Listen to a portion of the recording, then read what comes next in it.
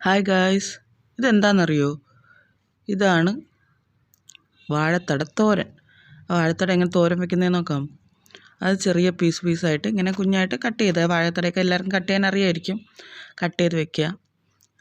Cut ചെയ്തിട്ട് ചട്ടിയിലോട്ട് എണ്ണ ഒഴിച്ച് കടുകും കരിവേപ്പിലയും ഇട്ട് പൊട്ടിച്ചെടുക്കുക. അത് കഴിഞ്ഞ് അതിലോട്ട് ഇതായി അരിഞ്ഞു വെച്ചിരിക്കുന്ന വാഴത്തട തട്ടിക്കൊടുക്കുക. എന്നിട്ടൊന്ന് മിക്സ് ചെയ്തെടുക്കുക. ആ എണ്ണയും എല്ലായിടത്തും പറ്റുന്ന എല്ലാ വാഴത്തടയിലും കിട്ടുന്ന കണക്കിനൊന്ന് മിക്സ് ചെയ്ത് കൊടുക്കുക. എന്നിട്ട് അതിലേക്ക് ആവശ്യത്തിനുള്ള ഉപ്പ് ചേർത്ത് കൊടുക്കുക. എന്നിട്ട് വീണ്ടും മിക്സ് ചെയ്ത് വെച്ചിട്ട് ഒന്ന് മൂടി വെച്ച് ജസ്റ്റ് ഒന്ന് വേവിക്കുക.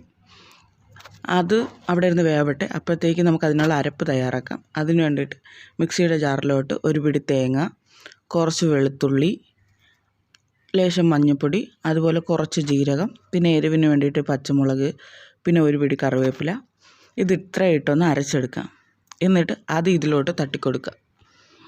അത് നല്ല വേവണം എന്നൊന്നുമില്ല, അതിന് മുന്നേ തന്നെ തട്ടാം. അപ്പോൾ അരപ്പ് നന്നായിട്ട് അതിലോട്ട് മിക്സാവും, എല്ലാം പിടിക്കുകയും ചെയ്യും. ഉപ്പും എല്ലാം സംഭവങ്ങളും എരിവും ഒക്കെ പിടിച്ചിരിക്കും. അതിലോട്ട് തട്ടിക്കൊടുത്ത് മിക്സ് ചെയ്തെടുക്കാം.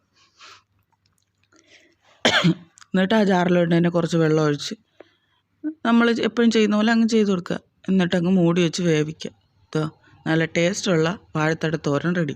ഇതിൽ ചെറുപയറിട്ടൊക്കെ വേവിക്കാം, ഉഴുന്നിട്ട് പൊട്ടിച്ച് വേവിക്കാം, പല രീതിയിൽ വേവിക്കാം.